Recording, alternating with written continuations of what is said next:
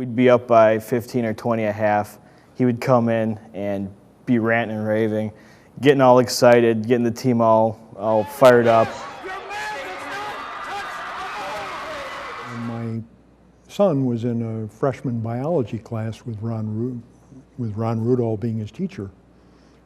We went to a parent-teacher conference one night and got done talking about how my son was doing in his class, and I'm just getting up to walk away, and he said, "Wait a minute, there's one more thing." He said, "My boss wants to talk to you." And I said, "Your school boss or your basketball boss?" And he said, "My basketball boss. He's looking for somebody to do his stats." When Tom Desotell took over the Sheboygan North basketball program in 1977, he changed the face of North basketball. Since '77, Coach's teams have won 16 conference championships and made 6 state tournament appearances, winning the Division A title in 1986, the third of 3 straight trips to Madison. This success led to Tom being named Coach of the Year in the state in 1984 and Sheboygan Pressland Coach of the Year in 1993 and 2004. Coach Desotell stated during his first year at North, basketball is more than just practices and games, and took this mantra and showed the rest of the state what can be done when coach and player are willing to work towards a common goal. Tom learned his basketball from the best, having ties with John Wooden, Al McGuire, and Hank Raymonds. Our show will chronicle North basketball program under Desotell for the past 34 years.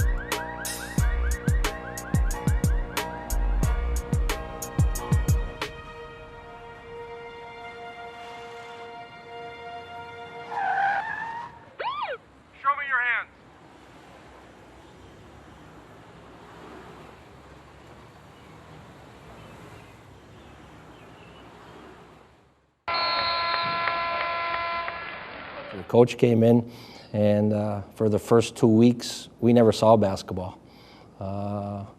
We went from wearing casual clothes to the blue blazers.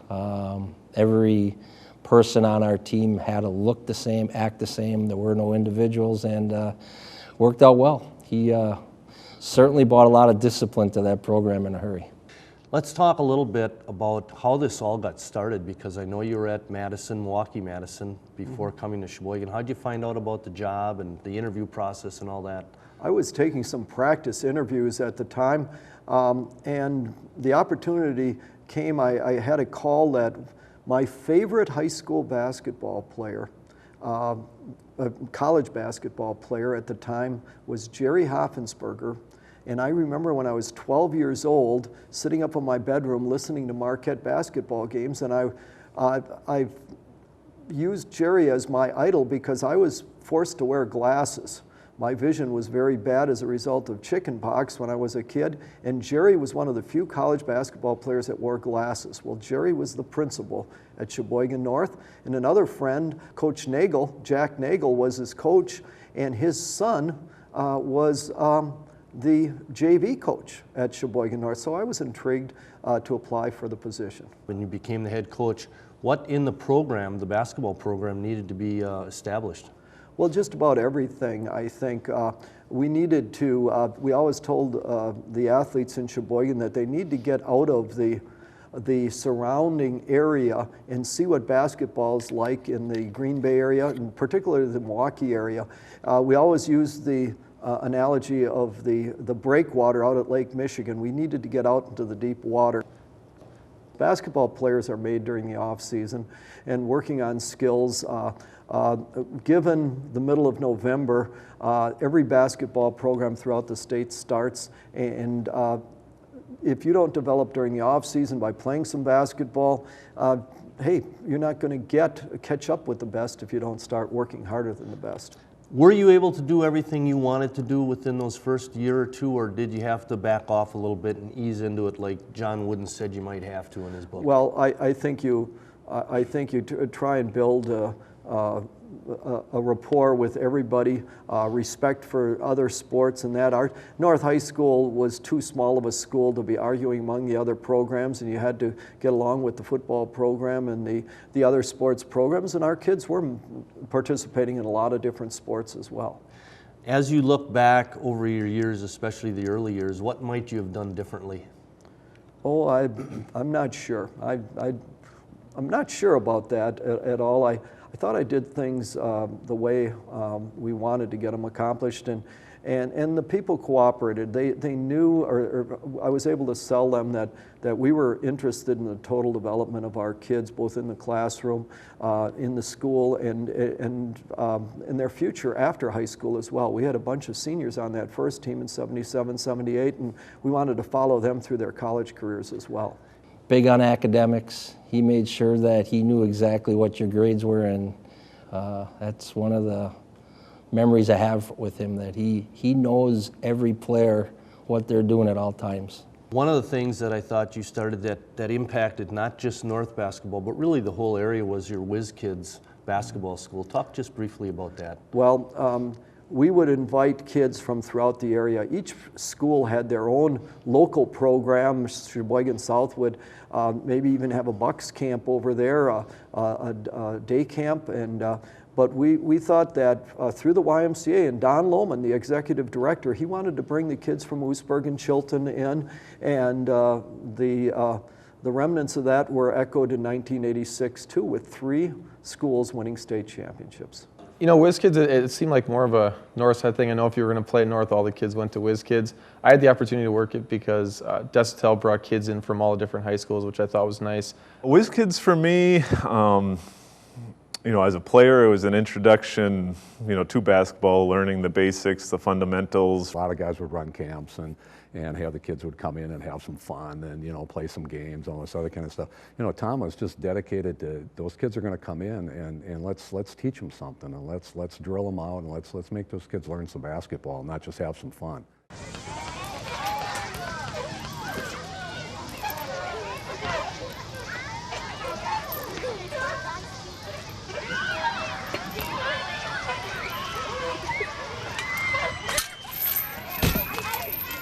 Making sure playgrounds are safe.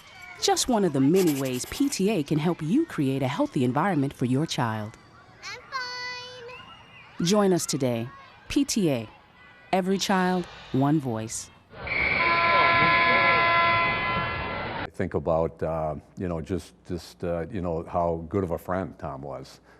He was one that would do anything for you in basketball, outside of basketball, or whatever. And I think that, you know, the combination of how well his kids were coached and just what a good friend he was. You had great success from '83 through '86, making it to state 3 straight years.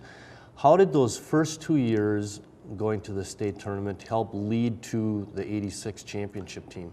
Well, we had to get out a map to Madison for Sheboygan. Sheboygan hadn't been to the state tournament since South had gone, and South kind of showed us the way as well. That they showed us a few years before that it's possible to make it to the state tournament, and we were real happy to follow them, even though we were rivals in that. But they had a very, very good team in the '82, I think it was.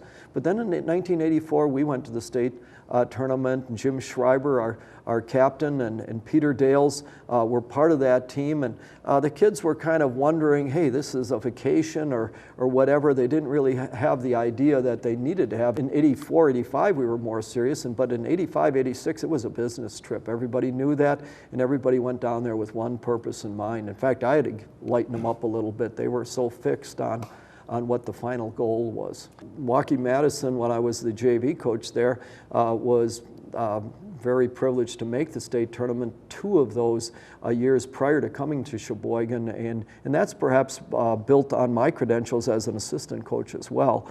We had been there before, and hey, get into sectional. You go up the ladder one step at a time, and I can remember taking the kids into Culp Fieldhouse where we had Easy Ed McCauley basketball camp, and sitting on the benches there and telling them, this is where we hope to be in March, playing at Culp in a sectional tournament. We were actually on the court telling the Nina offense where to go.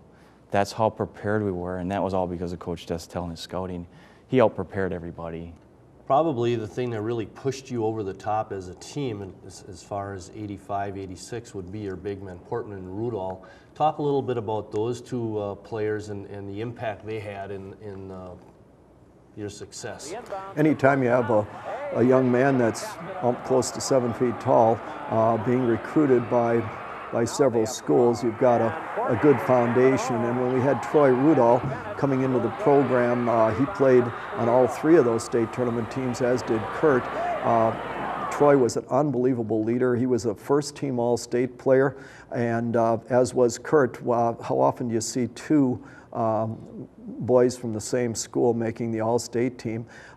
Troy was a tremendous leader. He directed everything on the floor. He does everything I want in a leader. And of course, Peter Dales, valedictorian, went to the University of Notre Dame. He was the captain before Troy, so we had 2 leaders on those previous teams, 84 and 85, in Peter and Troy. And then in 86, Peter wasn't with us, but he was our scorekeeper for the state tournament because he was on winter break from Notre Dame. Whenever you have big guys, you always have to have somebody that can get them the ball, and you were also blessed on that team, obviously, with good guard play. Let's talk a little bit about the people who made it happen from the outside, getting it to the big guys inside. Well, the starting guards were Steve Coles and Brad Simmons, and they were able to put some pressure on the other teams. And of course, if they got beat, they'd have to face Mr. Rudall and Mr. Portman in there. And then we had those guards dogging the other team's guards, and we were able to bring off the bench John Tharp and Kenny Muth, who would be college players. They were only juniors at the time, and they would be able to chew on the other team a little bit before they got the ball across midcourt. So we had 4 very, very good guards. Let's talk a little bit about the 86 championship specifically. In the second game, you played Wauwatosa East, who had a Marquette recruit, Tony Smith. It was a very tough game for you guys. You wound up pulling it out. Was that game, in a sense, the state championship game? Because you beat Appleton East, not quite as formidable, obviously. What are your feelings on that? Well, it's kind of an unusual state tournament in that there were 3 pressure games in my mind, all 3 of them low-scoring games. The first one was against Milwaukee Madison, my old mentor, Ray Rozak, and that was a 2-point game. Then the second game against Tosa East, I think rated number 2 in the state. We were rated number 1. They had Tony Smith, first-team All-Stater in his own right, and Kevin Conway, our forward, our forgotten man, the quiet man in our starting lineup, just went after Tony and prevented him from getting too many touches, and we were fortunate enough to win that game. And after that, it's just a deep breath, and the next day you're playing for the state tournament in the state championship against Appleton East. That was 1993 when they were the state runner-up.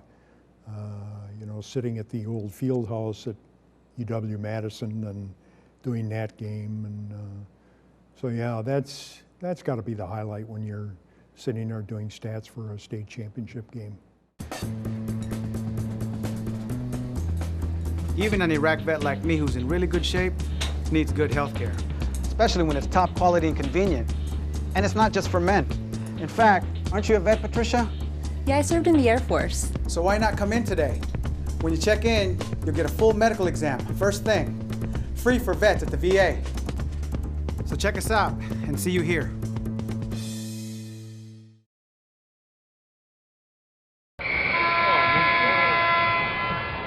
North-South games are very interesting. The one thing I want to, the atmosphere is so much different than any other place that I've ever played or I ever will play. Not just for the fact of the stands, you know, were full every night and that the floor was a little bit bigger, but yet we didn't have the space on the side of the courts to move. it was the stuff that, like, during the day on Saturday, you practice, but you practice while cheerleaders were practicing on the sideline, or there was people hanging up posters, or you know, the night before you would practice late at night because all the JV freshmen had to practice as well. The Armory was a special place, and anybody that's been there, there were articles about it the last year that the game was played in the Armory.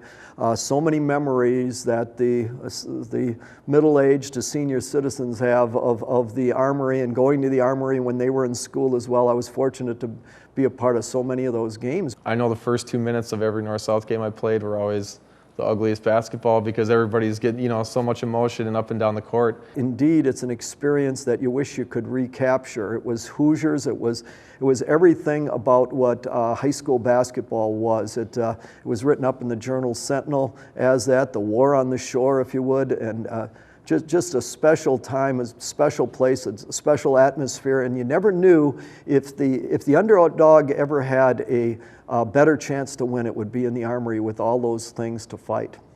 When you think back, what games do stand out in your mind? There were so many good ones, really.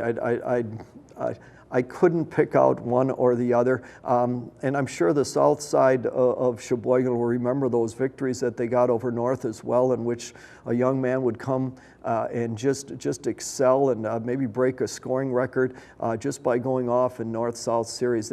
Everyone was memorable in its own right, I think, and I'd hate to single one or the other out. The one I remember best right now is our last one. It wasn't at the Armory at all, but the North-South games are special in Sheboygan. Brennan Bogenschutz, either my junior or senior year, as we were jogging over in our warm-ups, he tripped and fell into the grass and had a giant grass stain on his warm-up pants. When you play him in the field houses versus the Armory, how is it different than the Armory?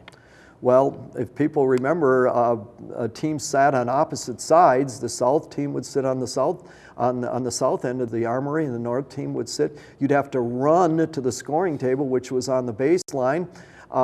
If you went in for a layup and got pushed at all, you wound up on the stage or against the wall in front of the stage.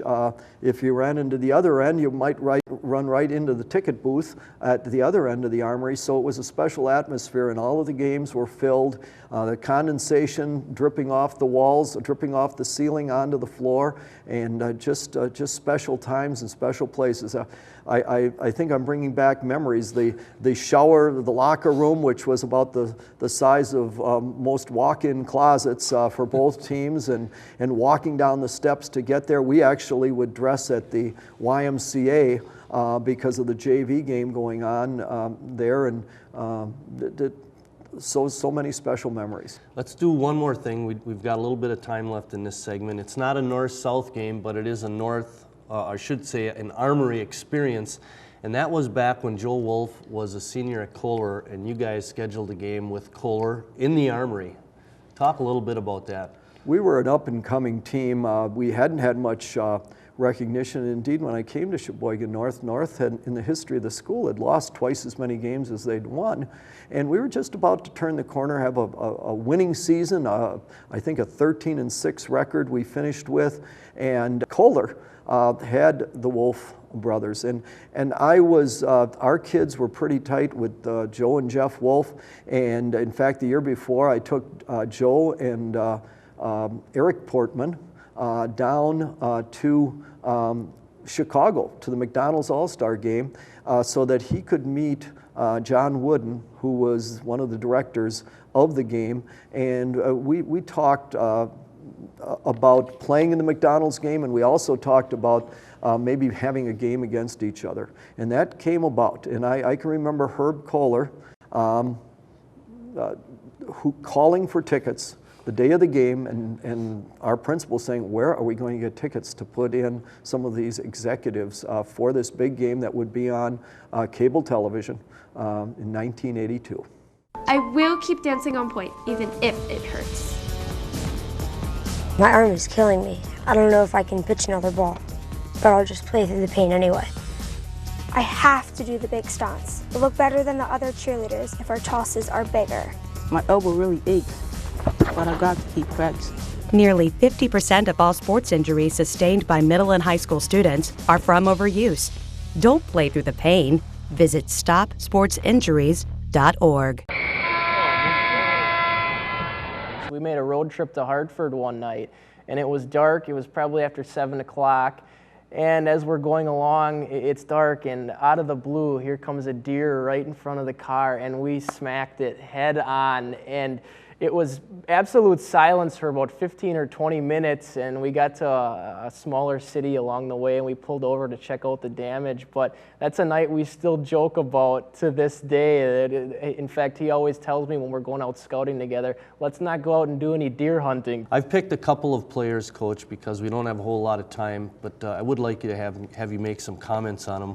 One is John Tharp, and you had mentioned on the '86 team he was a substitute, but when he came into that championship game, he helped you win that championship, and he's moved on to bigger and better things. Talk a little bit about John. Well, John's now coaching college basketball. Basketball centered around the backyard basketball around his house. He was electric personality and just a special person. Next player I'd like you to comment on is Kyle Tetchlog, one of your taller players, quite a player for you.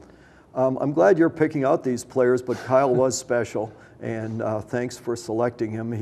He was one of our best leaders of all time, and I'd like to give him some credit for Kayla's development as well. And nothing ever happens without the leadership of Mother and Dad. The next one is a more recent player, Nolan Free. Mm-hmm. Well, Nolan didn't look much like a basketball player. I'd have to tease. His father was far more athletic than he is, and his sister was a lot tougher than he was, but he had a knack of knowing what to do and when to do it. And I'm making fun of an all-state basketball player that was just a special person, a special leader. His demeanor under pressure was always bring it on, and he's ready for it. And the people around here that have watched Nolan play know how special he was. Who played better defense, Nolan or the old man? Well, Billy Free, play some D, was a comment I used to yell out all the time. Billy played very, very little defense, but I don't like to tell his daughter that. He's got something to say about that, Coach. Yeah, Nolan was special on defense. He had us practice, every day. Saturdays, we practiced Sunday nights, and he instituted the before school practices. We were in there from 6 to 7:30 every day practicing. We need to talk briefly about some of the teams that you've had over the years. I'd like you to comment about that very first team and how they responded to your coaching, after having a different coach the year before. And most of the players on that first team in 77, 78 played fall sports, but the ones that didn't got faced with fitness club.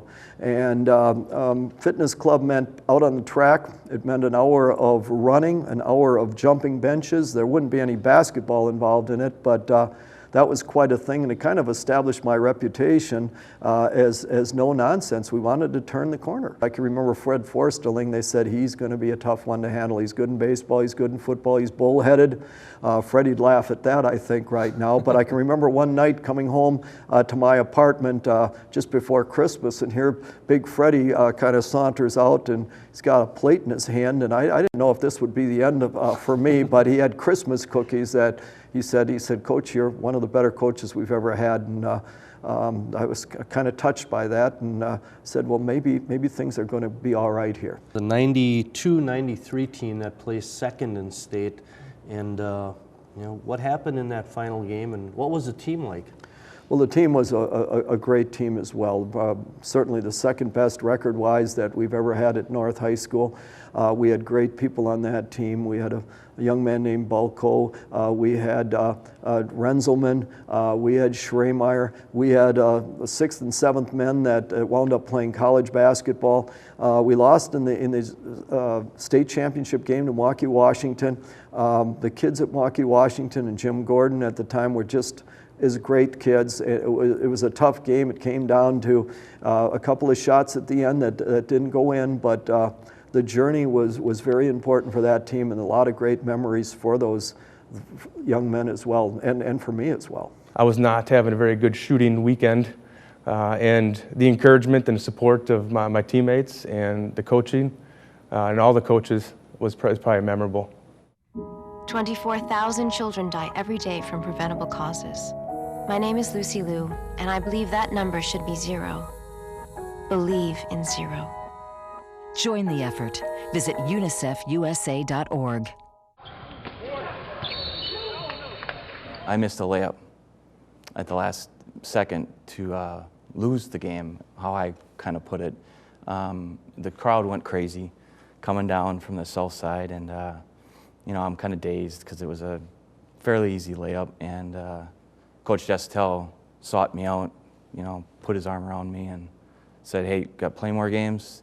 Senior year, you were battling out there as the only starter. Don't hang your head. Who were your mentors as a young coach? And I'm talking way back, like when you started in 68, 69.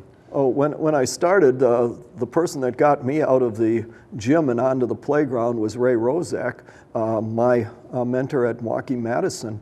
But prior to that, I had been going out to, I had written in via an article in the Sporting News to John Wooden's basketball fundamentals camp, and had gone out there for a couple of years. I had used as credentials working Al McGuire's basketball camps in Delafield, St. John's Military Academy and that. And I was kind of a basketball junkie. Talk a little bit about, I know we just lost Coach Wooden and Coach Raymonds also. How did Coach Raymonds help you? Well, Coach Raymonds actually was at a banquet up in Sheboygan in 1977, and he said, boy, you've got to take a look when you're looking for a basketball coach at this coach down in Milwaukee. He's special. And of course, Hoffensberger was a Marquette grad, so they listened, and they granted me an interview in May of that year, and so Coach Raymond certainly helped me out along the way. It wasn't bad when you have references of John Wooden and Al McGuire, Hank Raymonds. That was kind of special. I was blessed. Coach, we've talked a little bit about your mentors. You obviously are a mentee to a lot of different people, specifically your assistant coaches. Talk a little bit about the assistant coaches you've had. Well, I got as much from them as they got from me, certainly, and Jeff Wolf helped us out. Very special person, very special father. I think that title is far more precious than coach. Todd Decker, a young guy. I didn't do much to straighten him out, but Mrs. Decker certainly did. And he's gone on to be a very, very successful person. A student teacher I had, Andy Cerrone's son playing for UW Green Bay right now, was a student teacher, was an awesome football player. John Tharp, one of our players that got into coaching, very proud of him as well. What were some things that you felt were important to impart to those coaches? Well, I think the duties of any coach, to teach them to correctly and properly execute the fundamentals, to get the athletes into condition, and then to teach them to play like a team. Those three attributes that I learned from Coach Wood, and I hopefully passed on to them as well. Coach, I want to thank you for coming in. It's been a pleasure covering your teams and watching you play. I want to say thank you to all the staff here at WSCS TV for helping and formulate this program. And to all our fans out there watching, thank you, and we'll see you down the road. Things I think about with North basketball is how prepared North basketball always was. I think one of the biggest advantages the North players always had is they were always prepared. We appreciate everything he's done for us, and I think all of us view him as a father figure, and we'll never forget everything he's done for us and the program. It was a pleasure to play for you. I can say that now. It was a privilege to coach with you, but mostly it's an honor to be able to call you my friend. Thanks for everything. Thanks for the memories, for the education and the friendship. He's really taught me everything outside of basketball is more important than basketball itself. I wish him luck. I hope he sticks around for as long as he wants. I just wish now and then he would give me some credit for playing defense, but he doesn't.